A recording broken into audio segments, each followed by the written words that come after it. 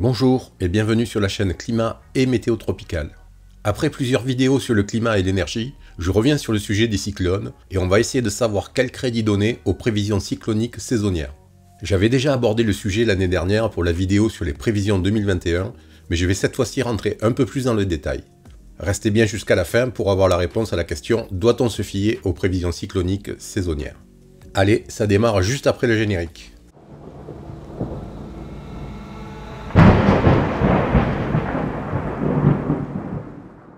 Bonjour, je suis Olivier Tisserand et depuis 2008, j'analyse les systèmes cycloniques en Atlantique sur le groupe Facebook Météo Tropicale et lorsque je ne parle pas de cyclones, c'est le plus souvent le climat ou l'énergie qui sont mis au premier plan. Alors abonnez-vous à la chaîne si vous ne voulez rien rater de ces sujets et n'hésitez pas à poser des questions en commentaire sous cette vidéo. La publication de la première prévision cyclonique pour la saison à venir est toujours un moment attendu avec un peu d'angoisse. Elle sort environ 2 mois avant le début de la saison et elle ramène toujours un peu tout le monde à la réalité de la vie en zone tropicale après plusieurs mois de répit. En gros, elle rappelle que, ici, il y a des cyclones, au cas où on l'aurait un peu oublié durant le carême. Au fil des ans, ces prévisions se sont à la fois améliorées et ont trouvé un public de plus en plus large dès leur sortie. Ce qui n'était qu'un truc de geek météo il y a encore quelques années est devenu un sujet de discussion très actif sur les réseaux sociaux et qui a même désormais une couverture médiatique spécifique. Mais comme pour tous les sujets un peu anxiogènes, il faut prendre du recul et comprendre au mieux de quoi on parle. Je vous l'ai dit, les prévisions cycloniques saisonnières en Atlantique se sont largement améliorées, comme on peut le voir sur ce graphique. Cela est dû à une meilleure compréhension de ces systèmes météo, à des données toujours plus nombreuses et à des capacités de calcul des modèles bien meilleures. Mais ça reste des prévisions globales et à longue échéance qui sont donc soumises d'une part à une marge d'erreur non négligeable et d'autre part à une forte incertitude d'impact géographique. Lorsque l'on parle de la prévision pour la saison, on parle de tout le bassin atlantique qui comprend donc l'Atlantique tropical, la côte est des États-Unis, le golfe du Mexique et la mer Caraïbe. On parle donc d'une surface très importante qui s'étend sur plus de 7000 km en longitude et plus de 2000 km en latitude. Et on va le voir plus loin, ce point est très important. Mais d'abord, on va voir un peu ce que disent les comparaisons entre les prévisions et la réalité des saisons depuis 5 ans. Donc 2017, 2018, 2019, 2020 et 2021. Il est intéressant de noter avant tout que cette période n'a pas connu d'événements El Niño marqués, et donc les saisons ont été plus actives que la moyenne en général. Je ne vais aborder ici que les prévisions de l'Université du Colorado du mois d'avril. Celles du mois de juin et au-delà sont beaucoup plus fiables parce que l'échéance est plus courte. La première chose très marquante sur ce tableau, c'est qu'il y a clairement 2 saisons sur les 5 que la prévision a très mal anticipées. Et il s'agit de 2 saisons totalement hors normes en termes de statistiques, à savoir 2017 et 2020. Les raisons de la mauvaise anticipation pour ces 2 saisons sont connues, et c'est dans les 2 cas une prévision défaillante de l'oscillation ENSO qui n'avait pas anticipé un épisode de La Niña plus marqué que prévu. Or, on sait qu'un épisode La Niña est très favorable à l'activité de la saison en affaiblissant largement le cisaillement et en réchauffant l'eau de l'Atlantique tropical. Pour 2017, l'écart entre la prévision et la réalité dans la période la plus active de la saison est très marqué, puisque la prévision anticipait un épisode El Niño. Je rappelle que El Niño est lui très défavorable à l'activité cyclonique. Alors qu'en réalité, il y a eu un épisode La Niña. Dans ces conditions, il était évident que la prévision saisonnière serait très sous-estimée par rapport à la réalité. Pour 2020, c'est un peu différent, dans le sens où la prévision était une phase neutre négative et que la réalité durant la période la plus active de la saison a été un épisode de La Niña assez marqué.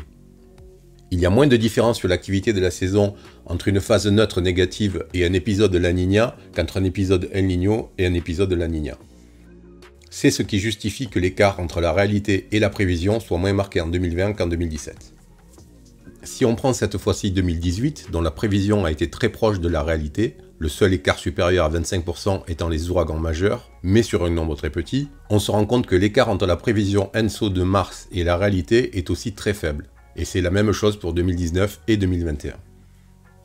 On voit qu'il y a une corrélation forte entre la fiabilité de la prévision de l'oscillation ENSO et celle de la prévision cyclonique saisonnière. C'est tout à fait normal puisque l'impact des épisodes La Niña ou El Niño est fort sur l'activité d'une saison, bien que ce ne soient pas les seuls éléments qui influent sur cette saison bien entendu. Il est donc assez intéressant de suivre l'évolution des prévisions ENSO en cours pour voir si la saison pourrait être assez différente entre la prévision et la réalité. Je vous ferai d'ailleurs un point en mai pour voir l'écart entre la prévision ENSO de mars et celle de mai. Voilà pour la question de la fiabilité et de la marge d'erreur. Passons maintenant à la question bien plus importante de la régionalité. Comme je vous l'ai dit un peu plus tôt, les prévisions saisonnières concernent le bassin atlantique en entier. Nos îles ne sont que des têtes d'épingle à l'échelle de cette zone. Si je prends la Guadeloupe en exemple, on a une surface de 1600 km². Ramené à la surface de la prévision, soit un peu moins de 13 millions de km², on parle d'un rapport de 8000. Et la surface de la Guadeloupe représente environ 0,01% de la surface de prévision du bassin. Même s'il était prévu 50 cyclones dans la saison, ce qui n'est pas exclu dans les quelques décennies vu les tendances statistiques, il serait très difficile de déterminer le risque pour un petit territoire dans une telle immensité. Alors on pourrait toujours essayer d'affiner une prévision en se basant sur la trajectoire en moyenne historique. Ça donnerait en effet un petit indice, mais les trajectoires en moyenne peuvent être très différentes sur deux saisons qui ont pourtant une activité identique. Le positionnement moyen de l'anticyclone des Açores et de sa dorsale atlantique, jouant par exemple pas mal sur la trajectoire, ça complique bien le sujet. Et si l'on prend les trois saisons les plus actives depuis 1950, soit 2020, 2005 et 1967, à chaque fois, un seul système a touché l'arc antillais, alors que sur des saisons beaucoup moins actives, on en a eu 2 ou 3.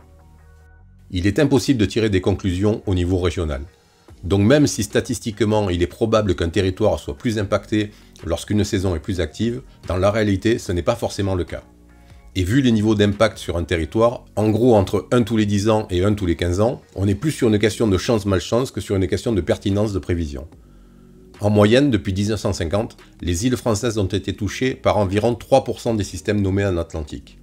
Donc entre une prévision de 14 systèmes ou de 19, une fois ramenée à 3%, ça ne fait plus grand chose entre une saison très active et une autre saison moyenne.